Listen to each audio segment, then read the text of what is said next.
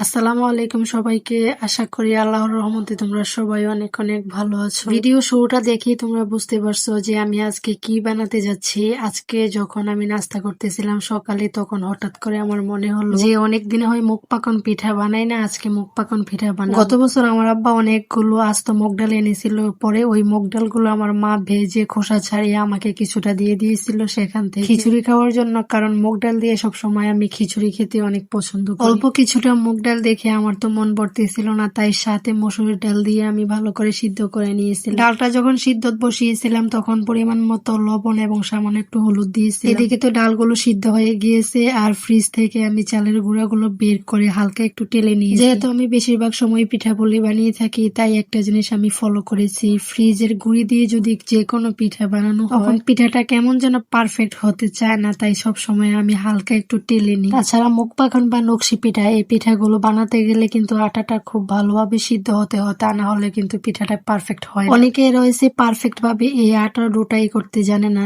যত বেশি পারফেক্ট হবে এই ডোটা ততই পিঠাগুলো সুন্দর হবে। কিছুক্ষণ আমি চুলার উপর ঢাকনা দিয়ে ঢেকে রেখে দিয়েছিলাম। এখন আমি গরম গরম থাকা অবস্থাতে হাত দিয়ে মথে নিচ্ছি। গরম থাকা অবস্থায় যদি এই ডোটা মথা না হয় তাহলে ডোটা একদম স্মুথ হয় না। দেখো আমার হাতের অবস্থা একদম লাল হয়ে গিয়েছে, এতটাই গরম ছিল। দুটো ডিম ভেঙে দিয়েছি, অফ ক্যামেরায় আমি একটু তেলও দিয়েছিলাম। একদম মসৃণ ভাবে অনেকক্ষণ মথে তারপর ডোটা করে নিয়েছি। 1/2 ইঞ্চির মতো পুরুত্ব রেখে একটা রুটি বেলে নিয়েছি, আর একটা বয়ামের ক্যাপ দিয়ে তারপর আমি শেপ করে। তোমরা চাইলে ছোট ছোট রুটি বানিয়ে দেন নকশি পিঠার মতো করে সুন্দর সুন্দর ফুল তুলতে পারো। যেহেতু আমি একা হাতে এই কাজগুলো করতে, তাই আমি এভাবে কেটে নিচ্ছি। আর তাছাড়া ডাল দিয়ে যখন আমরা এই ডালের পিঠাগুলো বানিয়ে থাকি তখন তেমন বেশি নকশি না করে এভাবে ছোট ছোট করে কেটে তারপর নিজেদের মতো করে নকশি এঁকে নিই। অনেক অঞ্চলে এটাকে মুগ পাকন বলে, তবে আমাদের এলাকায় এই পিঠাকে আমরা ডালের পিঠা বলে থাকি। ডালের পিঠাতে তো আমরা অনেক সময় নারিকেলও দিয়ে থাকি। আজকে যেহেতু আমার হাতের কাছে নারিকেল ছিল না, তাই শুধু ডাল দিয়ে ডোটা করে নিয়েছি, আর সাথে ডিম আর তেল দিয়ে ভালো করে মুথে ডোটা পারফেক্ট করে নিয়েছি। আর এখন দেখো আমি টুথপিকের সাহায্যে নকশি এঁকে নিচ্ছি। বাসা বাড়ির মধ্যে আমি কোথায় বা খেজুর কাটা পাবো, তাই খেজুর কাটার পরিবর্তে আমি টুথপিক দিয়ে কাজটা চালিয়ে নিচ্ছি। আর দেখো টুথপিকে একটা একটা করে ভেঙে, খেজুরের কাটা দিয়ে নকশিগুলো যতটা সুন্দর হয় ততটা সুন্দর হয় না, তারপরেও যতটুকু পেরেছি আমি ভিতরে শিরাটা যেন ঢুকে এই পরিমাণ নকশি করি। ডালের পিঠার মধ্যে নকশি করার মূল উদ্দেশ্যই হচ্ছে চিনি বা গুড়ের শিরাটা যেন পিঠার ভিতরে পারফেক্ট ভাবে ঢুকে। মাশাআল্লাহ অনেকগুলো পিঠাই হয়েছে। মাগরিবের পর থেকে আমি পিঠা বানানো শুরু করেছি, এশার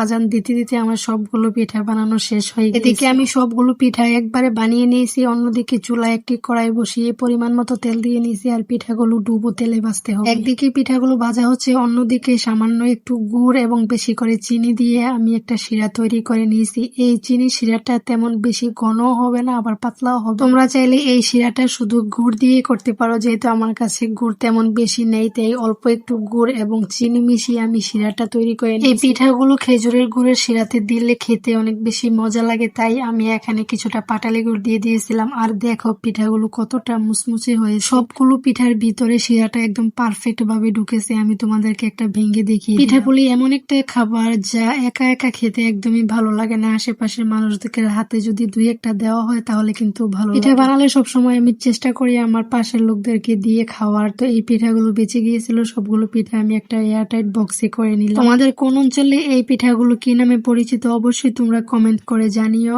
আর আজকের আমার পিঠা বানানোর রেসিপিটা যদি তোমাদের কাছে ভালো লেগে থাকে তাহলে অবশ্যই পেজটাকে ফলো করে লাইক কমেন্ট শেয়ার দিয়ে পাশে থেকে